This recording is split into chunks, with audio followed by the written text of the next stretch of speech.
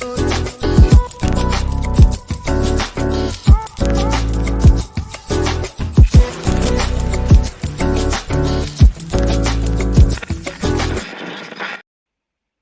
afternoon, everybody, and welcome to Building the Black Educator Pipeline podcast. I am your host, Shayna Terrell, educator activist dedicated to the lifelong struggle of freedom and liberation for my people.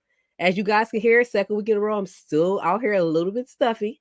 So please forgive me for the little cold I got going on. But shout out to all my peeps out there, all my co-conspirators who come back week after week to support and watch us and support Building the Black Educator Pipeline. And of course, shout out to all my new folks out there coming to support and watch today's show and joining on this topic. We love you. We appreciate you.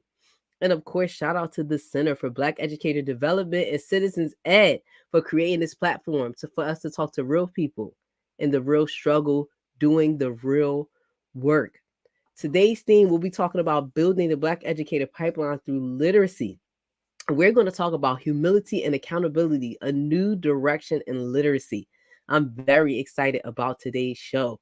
So, of course, I got to shout out and welcome my guest, Mr. Kareem Weaver. He is the co-founder and leader of Full and Complete Reading is a Universal Mandate, also known as Fulcrum, and a member of the Oakland and California NAACP education committees. He's currently working to improve literacy rates across the country by engaging stakeholders around reading instruction and systematic structures needed to cultivate excellent outcomes for students. Kareem previously led the Western region for New Leaders, an educator development organization that supported the professional growth of teachers and administrators while preparing them to serve schools and communities desiring improved outcomes across a variety of measures. His background as an award-winning teacher and administrator in Oakland, California, Columbia, South Carolina, have provided important insights to his supporting others. Kareem has an undergraduate degree from Morehouse College, a master's in clinical community psychology from the University of South Carolina, and a senior visiting fellow at the National Council on Teacher Quality. His professional heron, is late great Marva Collins. I know a lot of you out there support that and identify with that. But please welcome to the show, Mr. Kareem Weaver.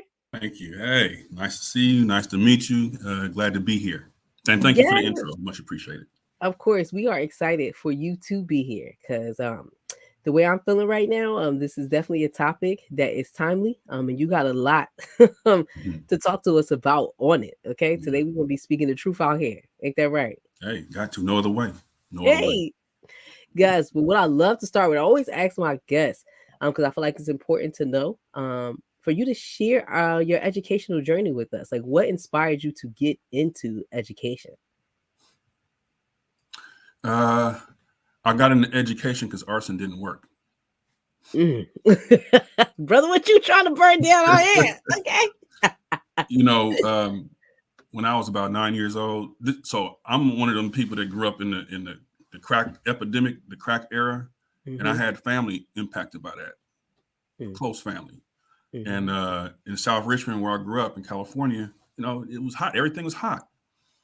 But down the street, down from my elementary school and down the street from my house was a liquor store that sold all this drug paraphernalia. Brothers Liquor Store. It's still there to this day, a version of it. And one day I decided to burn it down. I was 9 years old. I couldn't understand how you could sell openly drug paraphernalia in the community. I mean, not just zigzag. I mean, pipes and Oragel. Don't let me get into the formula, but all the stuff. They sold all of the makings of drugs right there in a display case. I tried to talk with them. They wouldn't listen. And so about 9 years old, I went in there one morning, probably about 4 o'clock in the morning, and threw gasoline on the side of the building and tried to burn it down. And I sat there, and it was, come find out, it was made of cinder blocks. So it wouldn't burn. It didn't burn. So you can imagine a little black boy out there in the middle of the night, with fire and police out there, in handcuffs, watching this thing not burning. And I'm sitting there in tears because I didn't know what to do. And the officer told me, he was an officer, could have been a firefighter. He said, there's other ways to help your community, man. I get it, but there's other ways. And so here I am. It just some things we think kids don't know what's going on and they don't feel it. Nothing could be further from the truth. I couldn't understand how the adults could let this happen. So, at 9 years old, that was my level of understanding. Well, shout out to whoever raised you, and raised you with that revolutionary fire and that revolutionary spirit. I'll tell you this, that's one of the most unique stories that I've ever heard about how somebody has gotten into education, because arson didn't work. You said, we want to burn down all this poison in our community. Like, I'm going to take my community back at And 9 years old. the thing about it is what really got to me is that the adults, everybody, all the grown folks were acting like everything was all right. Wasn't all right. I mean, it was hell let loose back then. If y'all remember that era in Black communities, I mean, everybody was going to jail. Guns was flooding the community. Drugs was in the street. And it's right down the street from a school. I was like, no, to hell with this. And I had relatives caught up in that game. What you gonna do as a kid? And it's the same. I look at it, education right now. Everybody's getting paid. Everybody's making their money, right? And business as usual. And the adults are sitting here looking around like, I don't know. They don't have no solutions, when really the solutions are right there in front of our faces, but everybody's acting like they don't see nothing. Like they don't see. And I don't know how else to burn it down, but just tell the truth and hope people and push people, not hope, but push people to do right by kids. That's, some people look at me right now. He's a charlatan. He's crazy. He's going against this man. I'm pro kid. You call it what you want to. Pro kids, kids come first. Yeah. Yes. So how do we go from burning down, literally attempting to burn down a liquor store, to like, I choose as education? Because there's so many other routes you could have took, right? In order to help your community, but you chose to be an educator. Why education? I thought there were, but actually I don't think there are that many other routes. Speak to that. If you're gonna look, if the kids can't read, nothing else matters. I mean, we could talk about it, unless if you 6'5", 250 pounds and run a 4.40, you got action.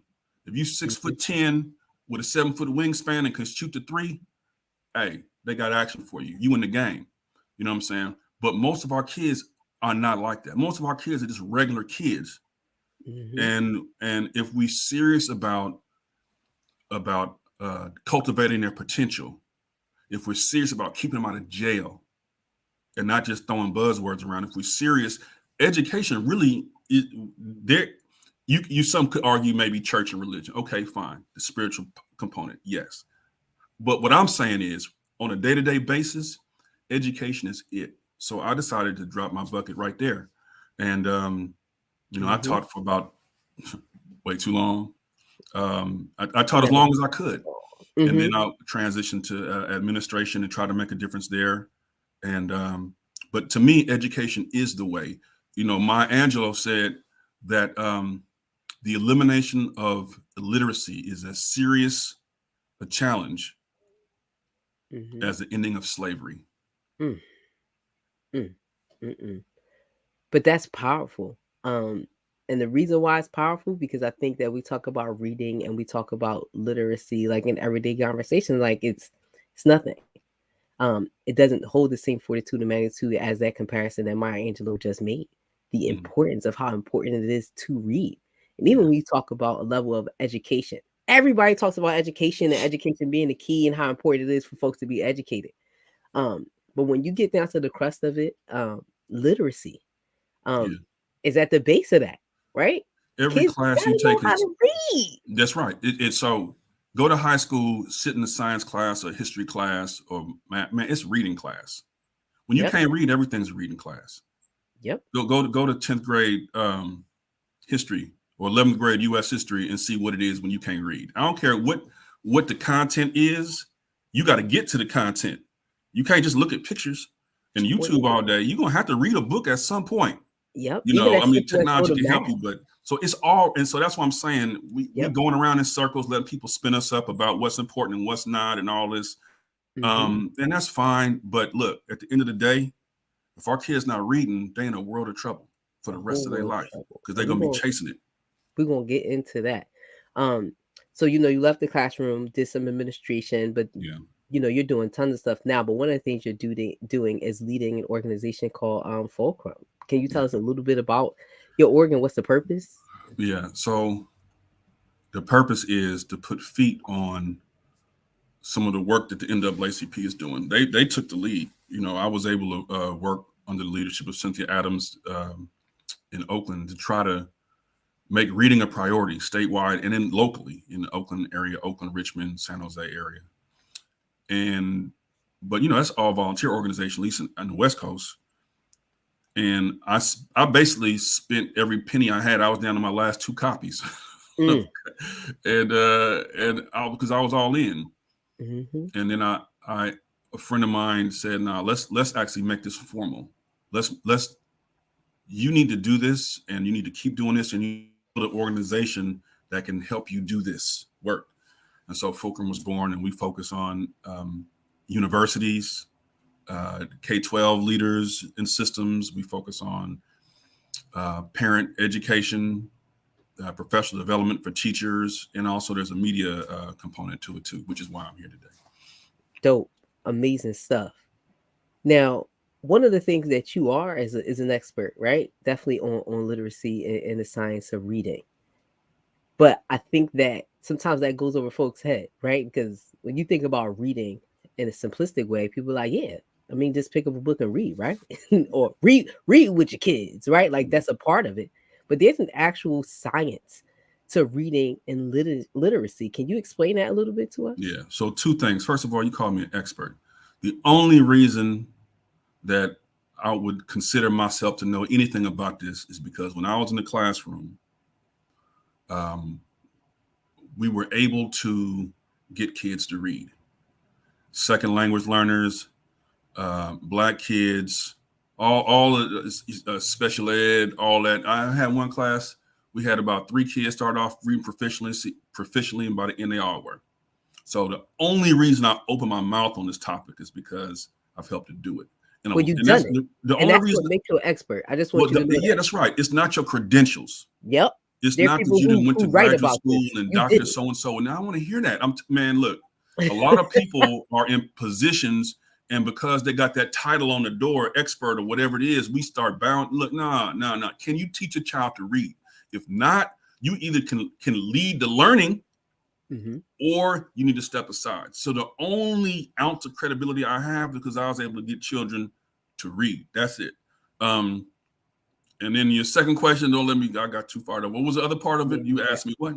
Just talk about the science of reading and the science of literacy. Yeah. So this isn't anything new. There's been research on reading for decades.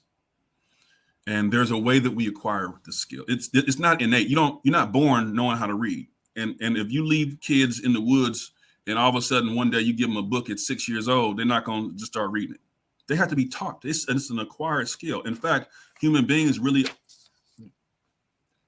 it's not a natural thing, but you can learn it. And there's a process and a science behind how we learn it, how we acquire the skill.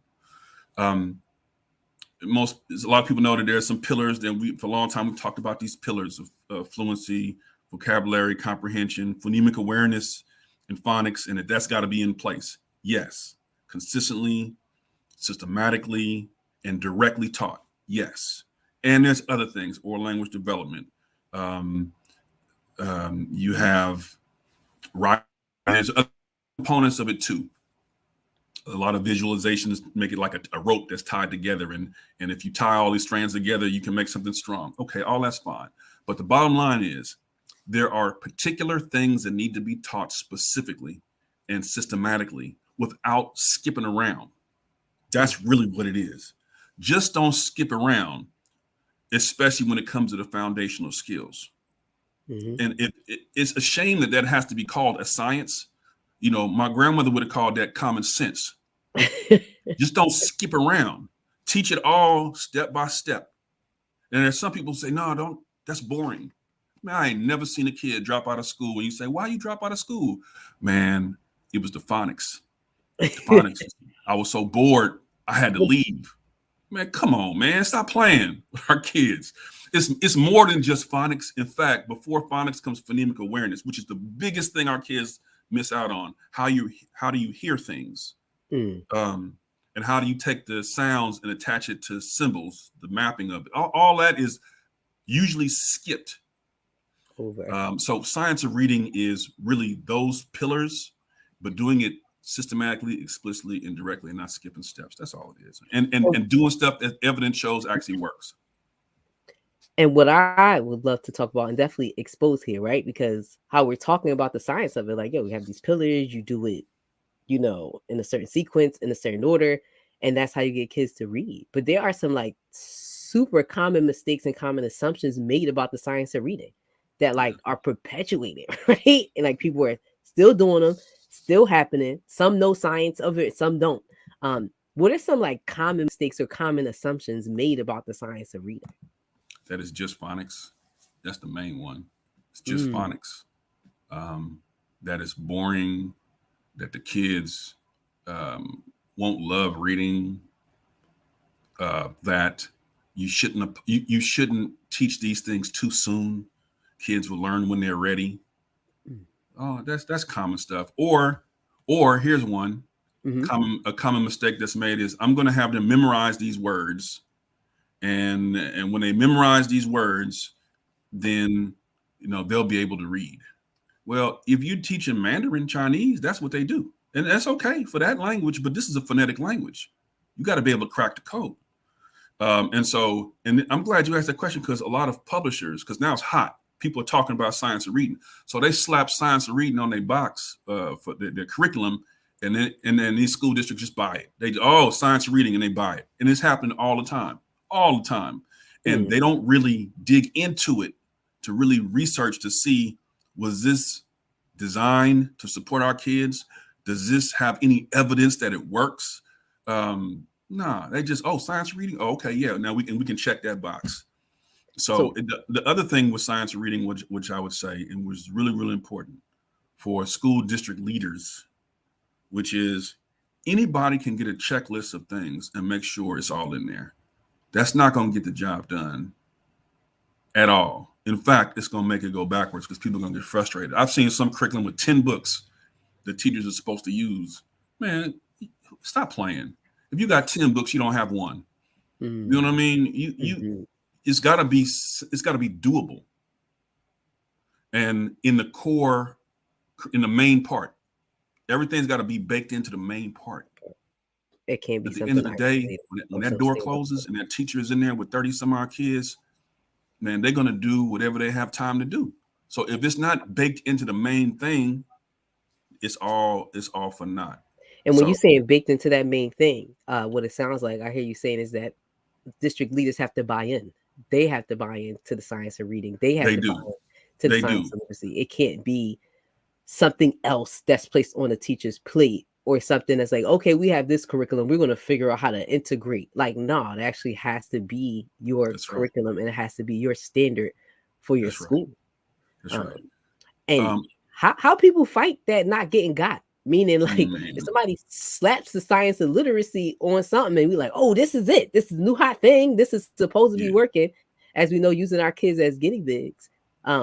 What is some of the criteria that people should be looking for when they're purchasing curriculum or dealing with an organization that is supposed to have the science of literacy in the forefront? Yeah. So first of all, shout out to Victoria Jones, 1996. Mother came to me and she said, Mr. Weaver, I feel like they experimented on my son like a guinea pig in a cage. I never forget that. You just brought that to my memory. And our kids are experimenting on like guinea pigs, whatever the new thing is. They are, Try it on the black kid. Try it on low income. Exactly. We'll give you some money to try it on them. That's right. And here comes a funder to tell you, here, we give you $1 million to try it. Yep. So a couple of things. One, I've been a part of school districts, about 4 that have adopted new curriculum, and they don't have time. It's slipshod at best. They got a few people in charge of the process. They type up some notes, give it to the teachers involved, and there's some brochures And they go to the websites. Maybe they get the materials. They go through the materials for a little bit. A few months later, they got a curriculum. And I can tell you from experience, not one of those people read any of the research reports on those curriculum. Not one. The reason I know this is because I read them. Because I made this my calling, my work. So I know good and well you wouldn't have adopted that. Read page 7, if you had read page 63 through 65, if you had read this and you had read that, where they said that you couldn't use this curriculum with certain union rules, or they said this was the schools that did this curriculum for a pilot, they had to agree to certain conditions, or they said this and that, all these caveats. In other words, these are not your kids. This is not your setting. But you got happy, saw the bumper sticker or the brochure, and picked it. So I would say, one of the main things that is important for people to know is school districts have to take the time to do it right.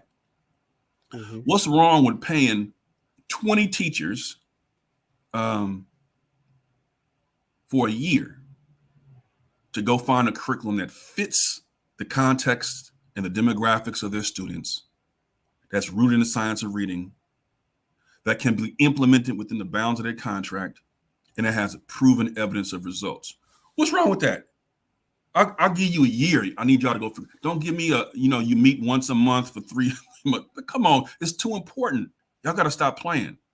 You got to stop playing. And they can go look at other schools and see it in action and talk to the kids, talk to the parents, and do all that. They got to do that instead of this slipshod Band-Aid type thing, where that's what you do when either you don't care or nobody's watching.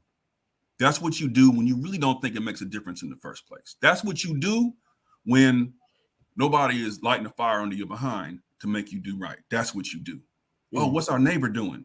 Oh, is it working good? You like it? Okay, yeah, we're gonna do the same thing. That's the level of depth that most of these curriculum adoptions take. But the other thing I'll do is you got to go to, so the American Federation of Teachers has been saying this for 2 decades. Ain't nobody been listening to him because we so anti this and pro that and all that. So nobody listened to him.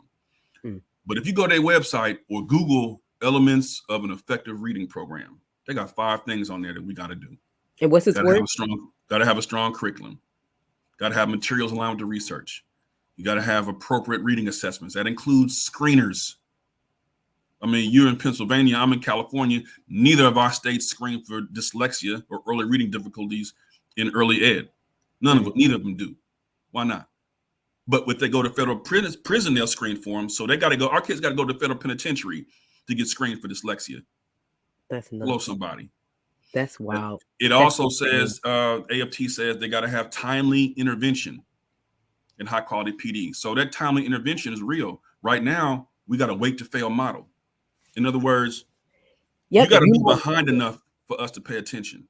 For us to screen you, for us to help you, for us to support you. Yeah, you ain't really failed enough yet. You ain't failed enough yet. You in 3rd grade, let's wait till you get to 5th grade. Maybe give him more time. Yep. And don't be a girl, especially a little Black girl, and you're nice and you're quiet and whatever this is. I mean, my daughter just was just diagnosed with dyslexia. She's now 17. She got diagnosed at 16 years old. That's wild. We've been beating our head up against the wall trying to get these folks to actually test her and all this. They couldn't or wouldn't. I don't know. But we had to come and spend money we didn't have to get her tested. And her grades, now that she got the diagnosis, have gone from C's to A's because she's getting some help and all this type of stuff. But man, we need 16, which means what? She's either junior. She's a junior in high school. So she was ready to quit. The frustration from kindergarten to 11th grade and not understanding stuff, looking foreign to you, you not understanding, people not breaking it down in the way that your brain works or the way your brain learns. And then you find out at 16, 17 that you dyslexic. Now, here's the thing. I taught her how to read. She knew how to read going into school. She used to love to read, loved it. Kindergarten, she was reading. 1st grade, she was reading. So I stopped paying attention. I'm doing my thing. I'm out there saving the world. Meanwhile, they slowly wearing her down. They teaching her, don't sound that out. Look at this picture. What do you think this says? All this. By the time she got to 3rd grade, it was crisis. Now I'm in the schools, and they don't want to see me. I come in there, and I'm woofing. I admit it. I was woofing a little bit, You and don't- and Woof, that's your yeah, child. and they More started parents telling need me, to well, woof. and I'm a teacher, right? I'm Mhm. a teacher, but they still telling me, well, give her more time. She's so nice. She's a pleasant child. If you don't, man, I don't and then care all the how way, nice and we my child begging is. to get tested. We begging for all this stuff. 8th grade, we got it scheduled. They keep missing the appointment, all type of stuff. Finally, when she was in at the summer of 10th grade, we was like, man, we just got to spend this coin. We don't even have the money. We don't have the money, but we got to spend it. How we gonna do? Just let her. So we went up Yes, spending the coin and that's got her crazy. tested. Yes, she had dyslexia and all of this. But your story is a story of so many parents, just nationally, Yeah. in terms of what's going on. And your daughter was nice. Imagine the kids who decide to act out their frustrations in different Oh, ways, and what happens to those young people who, at the heart of this, it's the school's fault, right? At the heart, and when I say the school, I'm not blaming the teacher. At the heart of it, it's a systematic problem. yeah. Is what it is, of us not being able to appropriately identify when folks are struggling to learn in the ways which we're teaching them, Yeah. and find individualized programs to support them. No, because then we start playing the blame game. Yeah. Oh, it's your behavior. Oh, he doesn't It's your sit down. behavior. Oh, he can't That's the pay big one. attention. Oh, like that's the biggest thing. So But then somebody will end up in federal prison, yeah, down the road, and get screened and find out, oh, you actually had dyslexia, brother. yeah, That's why like my you couldn't niece. Yeah, get like it my together. niece. My niece went to the federal penitentiary. I mean, and now she's taking classes. Now she's out taking classes, trying to get her AA degree, her associate's degree, community college. Why did it take all that? Why take Why all? she had to go to jail Had to to. go to jail. Now hold on. Now you can't just go to jail to get Mm-hmm. screened for dyslexia and all that. That's not enough. It's got to be the federal penitentiary. You can't just catch a state case. That's not enough, right? You can't just rob a store. They aren't gonna get you no help. You almost have to like carjack somebody, rob a bank. It's got to be a federal case. Crime. Otherwise, it's not enough. But thank goodness the First Step Act is there that says, at least in the federal penitentiary, man. Anyway, that's a whole other thing. But I will say this. In some ways, I wish my daughter would have been a chair thrower. Because when you cut a fool, they got to deal with you. As long as you just sit there in the back of the class, quiet with your hood on in the back of the class, Easily ignored. it's easy to ignore you. Pass by. But when our kids go to get tested, they get them. They say that their behavior. They go to SPED for behavior, not realizing that they can't read. Let me get 80% of this good referrals old to special ed positive. have a root cause in reading.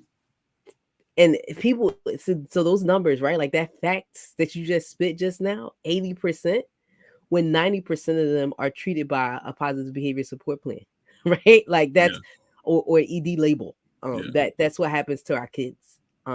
Instead of, like you said, 80% of them is some type of root cause with literacy or reading. That's right. Or how their brain processes or comprehends. They did a study in Texas, University of Texas, the prison system, and they found that 48% of the inmates were dyslexic. 48%. But when you're spitting these numbers, like this is real data. This isn't something that somebody's making up. These aren't assumptions. This Google is it. real data. Y'all got Google it. 48% down in Texas. Now here's the thing. Dyslexia is a diagnosis of privilege. Yep. Explain what that means to people. Usually when it used to be that they didn't really ask for you unless they felt like something was wrong. But who they think something is wrong with depends on what they expect from them in the first place.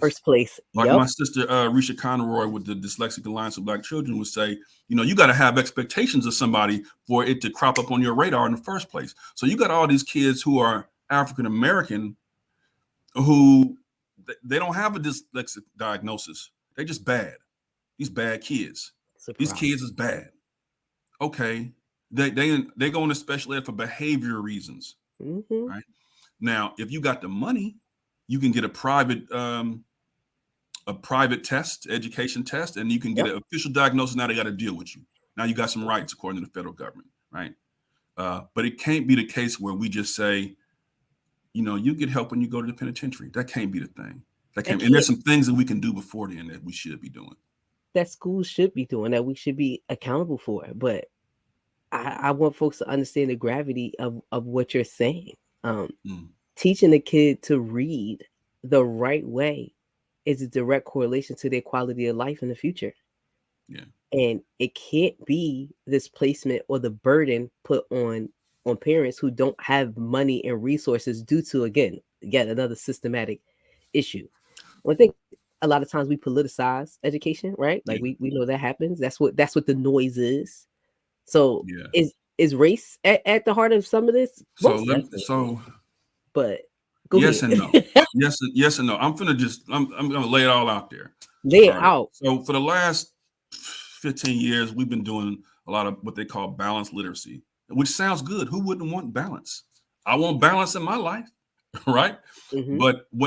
But that was really a derivative of some concepts in education called whole language. And that whole method, people never really looked at what it was based on. And one of the most popular curriculums out there is this thing called Units of Study, Lucy Calkins. Now, some places it's banned, but for most places, they're still using it. Mm-hmm. And with the best of intentions, some people are following that. And what I would say is step back and ask yourself, are we going step by step teaching kids to read using this stuff? When you're having kids use cues or clues to figure out what a word is that really going to serve the greatest number of kids to get them to read? Or is this just trendy, right? And I know some people are like, don't say nothing bad about there. My kids love Lucy Calkins. My kids love it. Okay, fine. How many of your kids? Which kids? What about the other ones? Mm-hmm. So we have to be willing to step back from the trough where we just group feed on this stuff and say, what does the evidence suggest? What does it say? And then you mentioned Marva Collins. Man, if you go back and look at what Marva Collins, may she rest in peace, what she was teaching, like science of reading, if you could package it up, you would just say, do what Marva was doing. Yes. That's all you got to do. Do what Marva was. Now, you might not be able to have the same personality and the love and all this, but if she was taking kids who were considered mentally ineducable and they're now graduates. Look at that old 60 Minutes clip where they track the kids over time. So what about our kids? Have we written them off? Have we just said, well, they're just not going to learn? And I would put it like this. There was a Facebook group where one of these popular methods has a forum. And the moderator got mad and they said, I'm tired of you guys turning this whole system upside down just because it's not working for 20% of kids. Hmm. And that was the dyslexic people. Those dyslexic parents go hard. They go They hard. should. They go hard. Right. So, but they were saying, why are we turning the whole education system up for just 20%? Now, Mm-hmm. family, think about what they're saying. When they say dyslexic, they weren't talking to Black folks because they don't think Black people, they don't marry us with that for whatever reason. They were talking about white soccer moms who are going hard in the paint for their kids. And they're saying, why y'all tripping? It's working for everybody else. Now, here we are, Black folks, kids going to jail left and right, shut out of society. And the publishers are saying it's working good. Why are y'all complaining? So what I would say is, in terms of the racial component, one, we got to be careful who we following behind. And two, we need to have allies that don't just talk a good game. I don't care about your yard sign. I don't care. And I don't know, some of y'all might not like this. Hey, we some family it ain't talk, about right? it ain't what, I yes. really don't care about your bumper sticker and how you say my life matters. Man, if you're not willing to step away from the group think so that we can save our children, me and you ain't gonna never get along. We ain't gonna get along. I'm sorry. As a human being, we can connect, we can relate, we can grow with, but man, I'm gonna stand up for mine. And our kids are going to jail left and right. But And you when you speaking don't have the money to have a safety net underneath them, and look, this is for Black educators too. Black educators, and this is for the pipeline, because we don't just need more Black teachers. Let me just say this. If I have Black teachers who are acting just like everybody else, who following behind the same people everybody else is following behind, what's the point? You're nothing but a yard sign. Yep. Right? Telling our kid what you could be, but you'll never be because you can't read in the first place. Or telling our kids, you can be this, I believe in you, but not knowing how to teach them appropriately. to get where they need to be. And I'm not, look, as a Black educator, what I'm trying to say is we need more than just virtue signaling. We come from the generation of educators that taught in the cane breaks and the brush arbors when it was illegal for our children to learn to read, and they risked their life. It wasn't to get them college and career ready. It wasn't because of whatever else. It was because the human right to know is fundamental, and that the Black educator has been sacred in what they've been willing to risk. Now, I'm not saying that you can't have your family life and your work life balance, all that. Go get it. I love that. However, what I'm saying is you can't just follow behind every trend. I don't care what Lucy Calkins say. Mm-hmm. I don't care what Fontes and Pinnell say. Okay, if you telling me that I'm not supposed to go step by step and lay this thing out for the kids, we got a problem. We got a problem. Because the graduate schools aren't in mass. The graduate schools aren't really teaching it the way they need to be. Some are. Mm-hmm. It's come a long way. The K-12 schools, you got to remember, the people in leadership at these schools, most of them, the system worked for them. Yep. That's how they got their position. They did. Hey, the whatever the method is they're teaching, it worked for them. Right? If you have dyslexia or reading was a challenge for you, you're probably not the superintendent. You're probably not the chief academic officer. If they were in charge, this whole thing would be different. So yes, we need more Black teachers, but we don't need more Black looking teachers who act like everybody else and brush the kids off. I saw one group, I'm not going to name it. I'm in a Facebook group, and the debate was, should you have to love the students? That's a wild question. That's a wild question. What are we talking about? Should you have to love the students? I'm like, man. And I'm just curious on why anybody would pose that. Because if you don't love the students, you hate them. And how can you lead, teach, care about the well-being of anybody that you don't love? Well, the thinking was that I just need to be a professional and do my job. And that's all that anybody has a right to expect. And I will say this, I get it. There's some validity to saying you can't expect everybody to be Superman or Superwoman. That's not what we need. We need regular people to be able to do this thing. But what I will say is Black educators have always understood the difference between your job and your work. My job, I get a paycheck for my job, but my work, my calling, you can't pay me for what my calling is. That's right. You ain't got a grade high enough to grade me on that. Right? Why I'm turning my class into a barbershop, all this stuff. Or just my smile to that young person as they walk into the room, my encouragement, my willingness to go visit a parent. Like we can't. So to each his own. Everybody got their own context. I get it, and maybe I'm just an old fogey, but the leaders have to make this job doable and realistic, and there's a way that you can do that. And educators, you can't follow behind everybody. There has to be some accountability.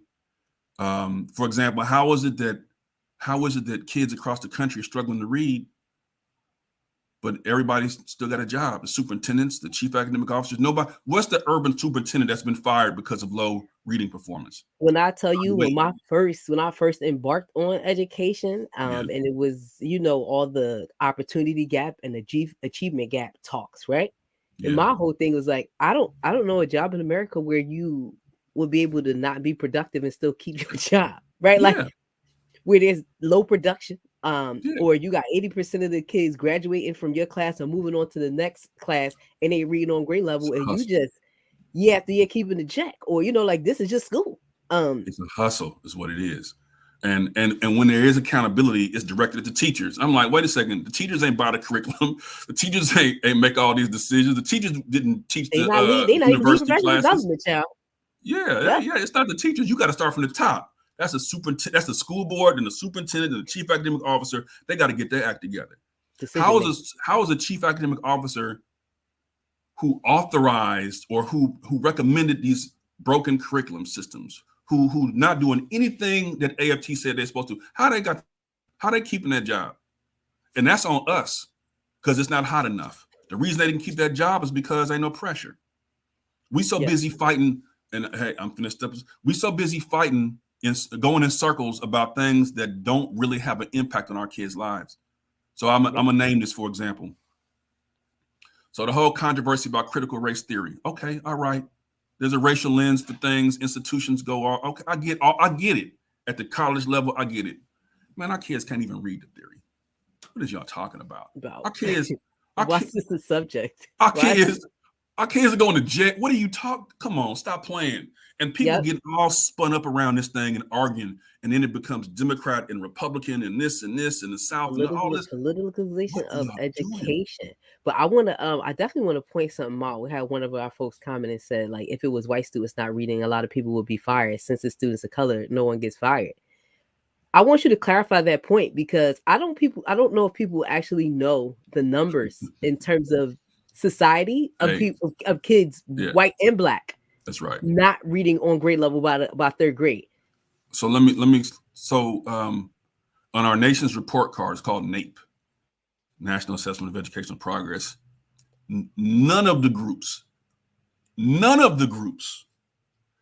are doing very well. What's going on right now? So first of all, I understand that the thinking is, well, if it was white kids, then everything would be different. People would be fired. Okay, I hear that. And guess what? White kids ain't reading either. Beverly Hills, 75% of third graders are reading proficiently. Palo Alto, which is like Beverly Hills in Northern California, about the same, third grade. So that means 1 out of 4 in the richest area in the country not reading. Little white kids can't read. The difference is oftentimes money. Money. When you have money, black, white, or otherwise, you create a safety net for your child. You're gonna get them private tutoring. They're gonna go to Kumon or Linda Mood Bell or somebody out here is teaching like Marvel Collins, and you're gonna give them that golden ticket. But most people who are struggling every day, it's not working for. Now, I will say this in terms of accountability. It's political power. And that's the reason why black folks, white folks, this is one thing we should be working together on. Your political muscle with somebody else's moral standing together, y'all might get something done. But separated, we just get dismissed. But it's not working for white folks either. Look at the NAEP scores. Same narrative. Oh, tell us about the NAEP scores, and then I'm gonna talk about the same narrative that gets again politicized by the public. But you said look at the NAEP scores. What's up? Yeah, look at the NAEP scores. So put it like this.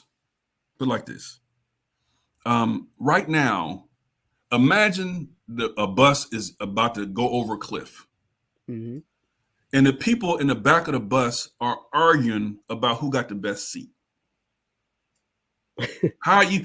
Look at the gap between me and you. You in the front seat, I'm in the back. Man, the bus is going over the cliff. All y'all, unless you had the money to parachute up off this bus, all y'all going. And let me tell you something: charter schools, parochial schools, private schools, district public schools, you're going over the cliff.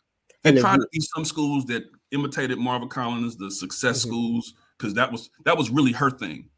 Like expect success. That was kind of her thing. But they took it as being, I got to be really rigid and all this type of stuff because her classroom was popping like that. But they forgot, a lot of times, well, it's actually rooted in the science of reading. That's the main thing. But in terms of NAEP and racial gaps and all this, yeah, sure, there is an achievement gap. It's real. My goal right now is not to get black students to be equal with white students, because white students right now, the scores are terrible. Terrible. There's a crisis in the white community. And we talk about this all the time. Why does whiteness have to be the standard of excellence? Exactly. They're desperate too. Yes. And the other example the example about the bus is so on time. And the reason why it's on time is because narratives are created by political measures and media that don't have us all thinking that we on the same daggone bus. I don't think people understand that we're sitting on the same bus and in the same seats. And like you said, unless you have money to parachute off that bus, we're on the same bus. And the reason why, right, it's politicized that black children can't read and not white children, right? Because that fits the narrative of who black people are in America, right? So we want to be super clear on that. That totally fits the narrative of what the thoughts of our black children. They can't learn, they can't read, they're not this. We'll never see that published or politicized about white children. God forbid white children are seen as inferior or whatever the case. But that's why it's like that. That's why people don't know it's actually a problem equal amongst all. We have a education problem in America. That's right. That's right. Now, I'll give you an example. You go to Kentucky, right? Kind of in some of the Appalachian schools down there. There is a school system, Clay County. They changed to scientifically based teaching. They use direct instruction, basically the science of reading.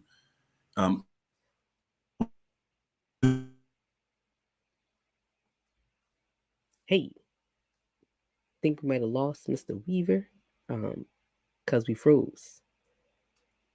Oh man, it was getting good too. Talking about the science of reading.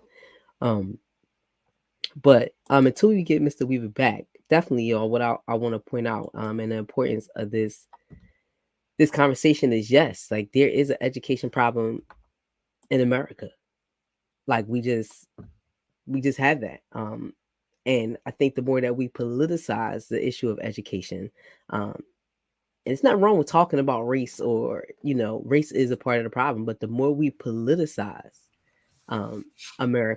education, the more it is a detriment to our children. Mr. Weaver, you back? Yeah, I'm back. Sorry about that. So I don't know what happened. The thing cut off.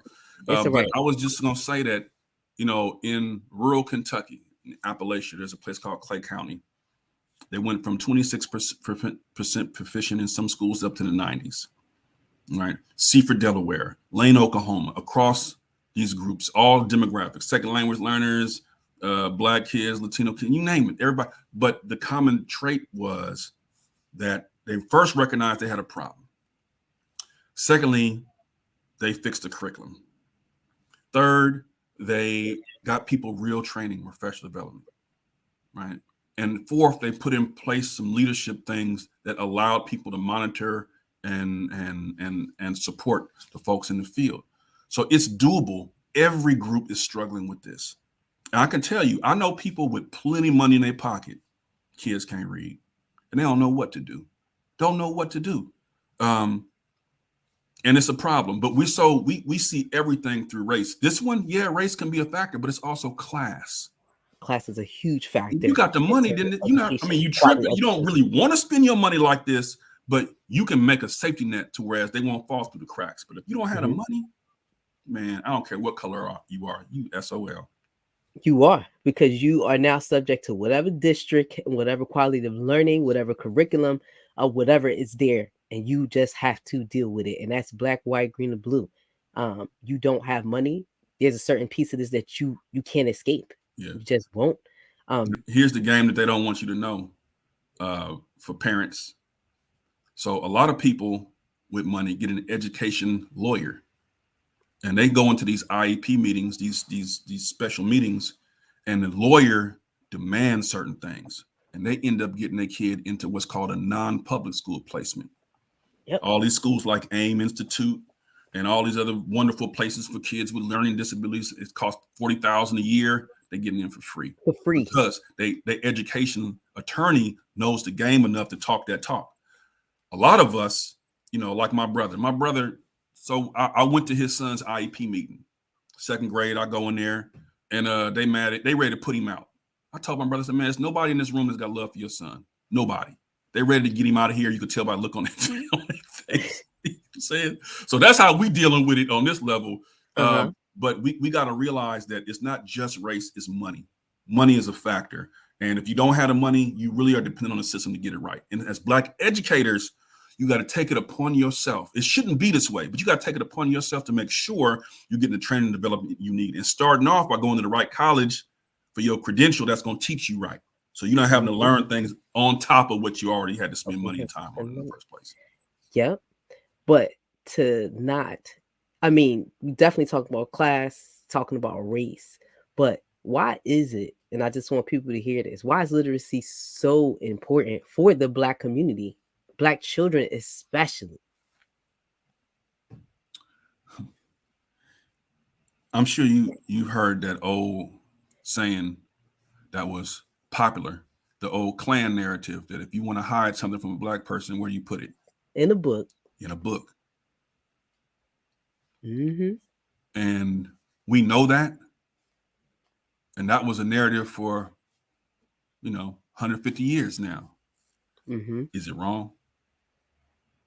We have to get, this is, when you can read, your economic opportunities open up. You're more likely to be able to keep your family together. My daughter, one of the reasons I started this is because she saw this newspaper article, and it said 75% of Black boys in California can't read or aren't reading proficiently, whatever, 75%. She looked at me. She was 13. She looked at me. She's like, Dad, is this true? I was like, yeah, it's true. And I could tell what was going on in her mind, which was, what does this mean for me? Yes. As a young Black girl, when the Black boys can't read. Think about that, the sociological implications of that. Yes. Who is my future partner, right? That's like, right. Even if she's not thinking that, like, but I have 75% chance of marrying a man who graduated from school, not reading no grade level. What kind of job is he going to have? What kind of future and security? What type of career? What type of provider? What type of project? What's really going? And so she looked at his me, level of availability, and my daughter said, right? The lack of education leads to crime, right? So what's all of that? My daughter said, in all her youthful wisdom, she looked at me and she said, Dad, what y'all doing about this? She said that. Dad, is this true? What y'all doing about this? And that's the question we got to ask. That's the question. What y'all doing about this? We can't just talk about it. We can't follow behind everybody. Our kids and have we're to saying, like, what are we doing about it, right? We know we in a pandemic right now. COVID-19 that took over the world. How does this actually give us an opportunity to redo literacy? Like, what steps can people take to go ahead and do something about it and make a change? So let me tell you, at the educator level, you got to get the professional development. If your certification program didn't cover dyslexia, didn't really teach you how to teach a child to read, only you know that. Well, you got to go get the help, and you shouldn't have to pay for it too. You should be able to go to your chief academic officer, go to your board member, go to whomever and say, look, y'all got to, come on, or to whoever leads the PD. But if the system won't do it, letters training, reading league, there's all AIM pathways. There's all kind of stuff that folks can do to get the support. Orton Gillingham techniques. There's lots of training out there. So you got to get that. Second thing, and it sucks because your time is valuable, and people shouldn't have to spend their hard-earned money or their time, because you only have so much of it, on things that the system should be providing. So you got to push the school system to really provide that for you. That's the first thing. The second thing is, to the school leaders, system leaders, etc. You got to be accountable, and you have to be able to message things appropriately, even if it makes you look bad. That's the humility part of this that we talked about. You got to be willing to say, hey, look, we blew it. We had a curriculum, it wasn't really working, and it come find out, Ed Reports just put out an accountability tool, or a measure, or whatever you call it, the report for two very popular curriculums, Fondas and Pinnell and Units of Study. And they found that neither one of them were aligned to the standards. In other words, man, this never was designed to really get our kids ready. And how many school districts were using that stuff? And I mean, everybody, they've been F&P in the death, like, that's F&P right. Kids to death. That's right. And so from the systems, y'all got to be accountable. We blew it.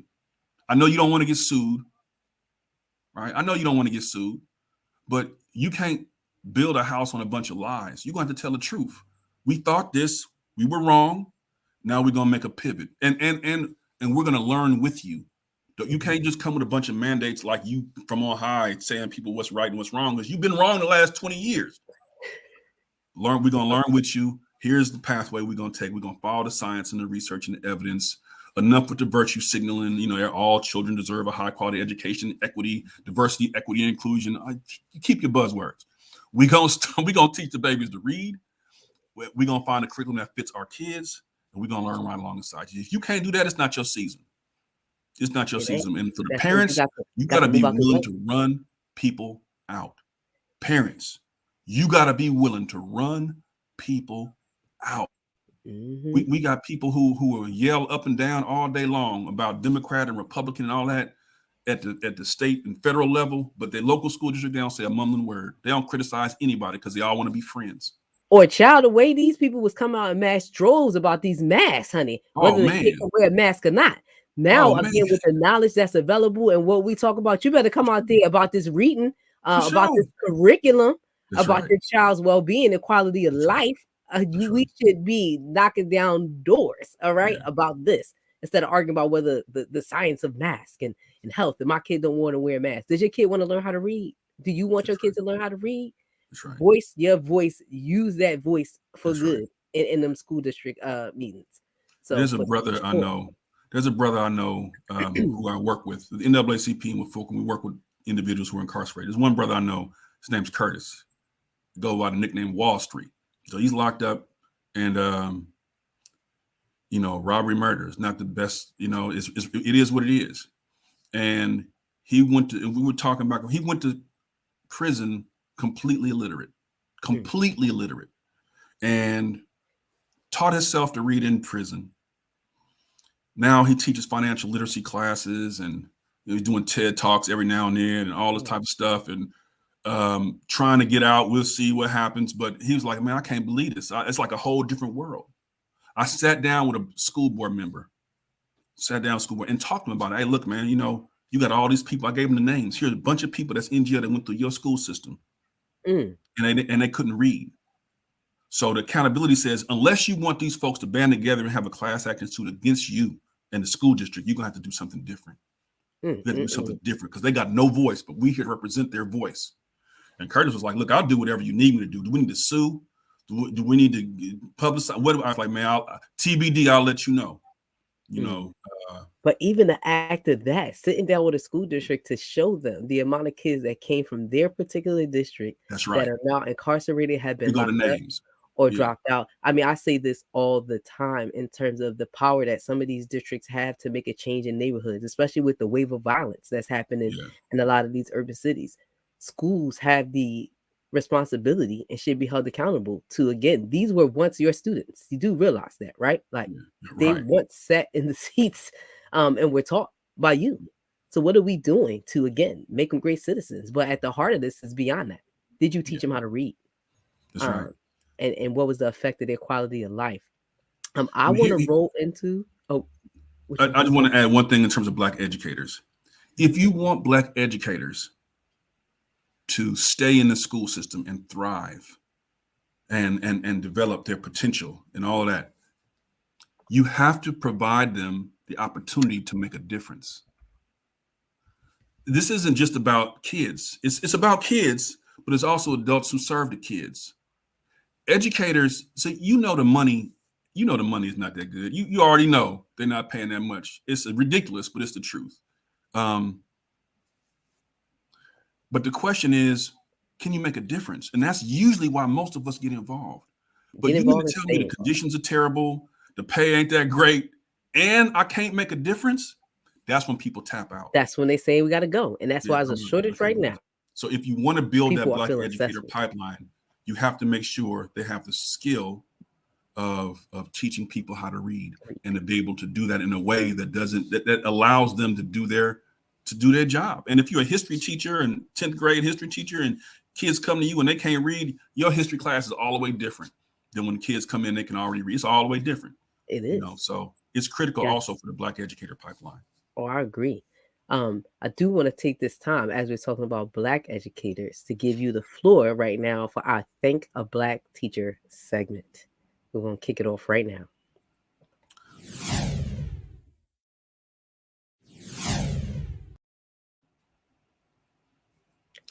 So I want to thank two, one who has passed on and one who's still alive.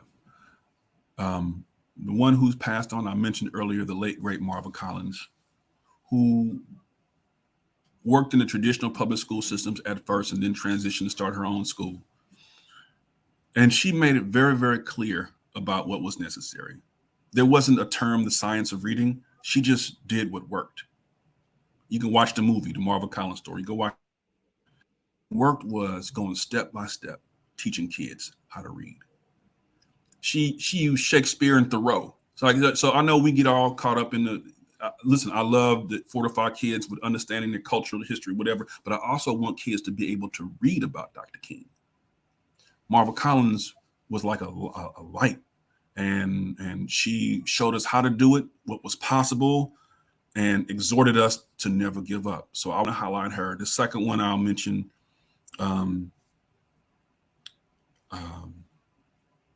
Miss Shanks, Miss Dorothy Shanks. When I was a teacher in Oakland, she was my neighbor. I was between two vets, Shanks to my right, Miss Hill on my left, and Miss Shanks would come by, check on me, see me, and she gave me the time because she saw my mindset was right. And she led by example. She wouldn't put up with foolishness and nonsense from adults or kids. And when we went on strike, back then, she said, "This is what we're going to do." And she organized teaching sessions at local churches for people to bring their kids. And we kept teaching. She's like, because this is our work. The job is different, but this is our work. And she helped me understand the difference. So I appreciate Mrs. Dorothy Shanks, and also the late Collins. So that's amazing. That is amazing, especially to keep teaching during the strike. Keep teaching. That's dope. Well, we have come to time.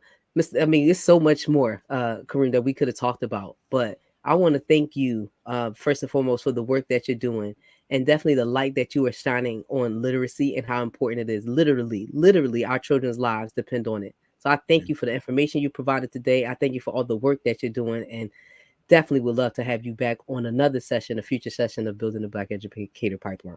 So it's my pleasure. Keep doing the great work that you're doing, and we need all of the Black educators we can get, and we need all the people who are focused on literacy that we can get. So glad to be here. Thank you for the opportunity to talk with the audience. Of course. All right, folks. Thank y'all for joining us for another week of Building the Black Educator Pipeline. We will see you here again next week. Same place, same time. Peace, everybody.